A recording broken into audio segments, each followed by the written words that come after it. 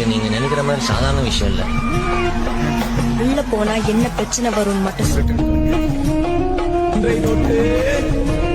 இரண்டாம் பகல் நாம் சோழ தேசம் நோக்கி பிரயாணிக்க உள்ளோம்.